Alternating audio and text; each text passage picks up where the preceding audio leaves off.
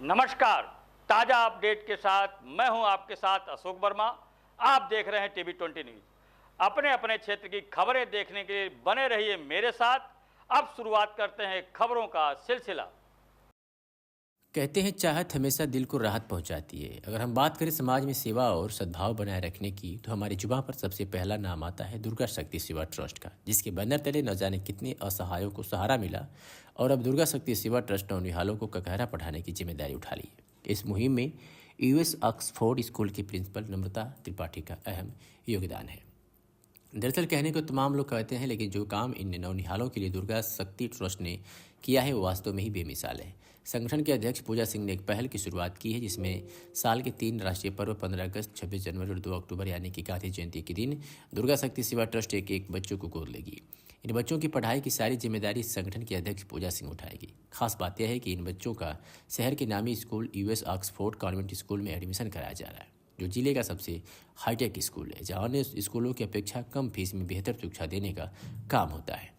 संगठन के अध्यक्ष पूजा सिंह का कहना है कि संगठन ने एक मुहिम चलाया है कि इन बच्चों के अंदर पढ़ने का एक जज्बा है, लेकिन परिवार की आर्थिक स्थिति की वजह से बेहतर शिक्षा उनसे कोसों दूर है। ऐसे होनहार बच्चों को संगठन गोद लेकर उनकी शिक्षा की जिम्मेदारी उठाएगी। साथ ही उन्होंने बताया कि इस मुहिम में जिले का नामी स्कूल यूएस ऑक्सफोर्ड का बड़ा योगदान है, जो हाई फैसिलिटी और कम फीस लेकर बच्चों को उत्साह और बेहतर शिक्षा दे रही है। नाम है आपका?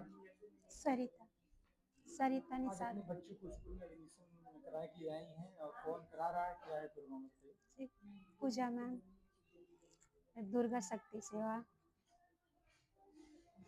दुर्गा शक्ति सेवा ट्रस्ट की तरफ से क्या? ट्रैक्स, दुर्गा शक्ति सेवा ट्रैक्स की तरफ से मेरे बच्चे का एडमिशन कराया जा रहा है। दिवस के अवसर पे आप अपनी संस्था की तरफ से कितने बच्चों को गोद ली हैं और एडमिशन कराई, क्या है पूरा? आज गणतंत्र दिवस के शुभ अवसर पर सबसे पहले हमने दुर्गा शक्ति सेवा ट्रस्ट की तरफ से झंडा फहराया है, और फिर आज हम लोगों ने यह सोचा कि हम लोग शिक्षा के क्षेत्र में शुभ अवसर पर कुछ किया जाए। तो आज हमने फिलहाल एक बच्चे को गोद लिया है और हम उसका एडमिशन ऑक्सफोर्ड एकेडमी में करा रहे हैं। जिस बच्चे की शिक्षा हमारी दुर्गा शक्ति सेवा ट्रस्ट की तरफ से उसको शिक्षा दी जाएगी ऑक्सफोर्ड एकेडमी में, और उसका सारा जो खर्च होगा वो दुर्गा शक्ति सेवा ट्रस्ट के द्वारा बेयर किया जाएगा। हाँ, ये एक क्वेश्चन है कि हमने ऑक्सफोर्ड को ही क्यों चुना। तो मैंने बहुत सारे विद्यालयों का पाठ्यक्रम देखा और सर्वे किया, तो मुझे करंट में ऐसा लगा कि ऑक्सफोर्ड में ही हमें बच्चे को एक नई दिशा और एक नई शिक्षा और एक एजुकेशनल माहौल में अगर हमें अपने बच्चे को भेजना है, तो हम ऑक्सफोर्ड में ही भेजें। तो इसलिए हमें ऑक्सफोर्ड का पाठ्यक्रम, वहाँ का माहौल, वहाँ के टीचर्स और वहाँ की एजुकेशन व्यवस्था हमें इतनी अच्छी लगी कि हमने ऑक्सफोर्ड को ही चुना अपनी दुर्गा शक्ति सेवा ट्रस्ट से एक बच्चे की शिक्षा के लिए। मैम और संदेश देना चाहती हैं? हाँ, हम ये संदेश देना चाहेंगे कि और भी संस्थाएँ जो आजमगढ़ में कार्य कर रही हैं, उनसे हम यही संदेश देना चाहेंगे, कम से कम हर संस्था को एक ऐसे बच्चे को गोद लेना चाहिए जो शिक्षा के लायक तो है, पर पारिवारिक परिस्थिति के कारण वह उच्च शिक्षा ग्रहण नहीं कर पा रहा है, और इसी तरह के विद्यालयों में एडमिशन कराना चाहिए। तो हम सभी संस्थाओं से अनुरोध करेंगे कि आज के दिन एक मुहिम चलाएँ और हर संस्था द्वारा एक बच्चे को शिक्षा प्रदान की जाए। नमस्कार सभी को। Happy republic day to everyone. I am Namrata Tripathi, the principal of US Oxford academy. Ma'am आपके स्कूल में संस्था द्वारा एक बच्चे को गोद लिया गया है, क्या कहना चाहती हैं? I am very grateful to Pooja ma'am and the Durga Shakti Sanstha because they have given the admission the child who belong from the last queue of the society, and it is very difficult for them to give study, proper study to their work.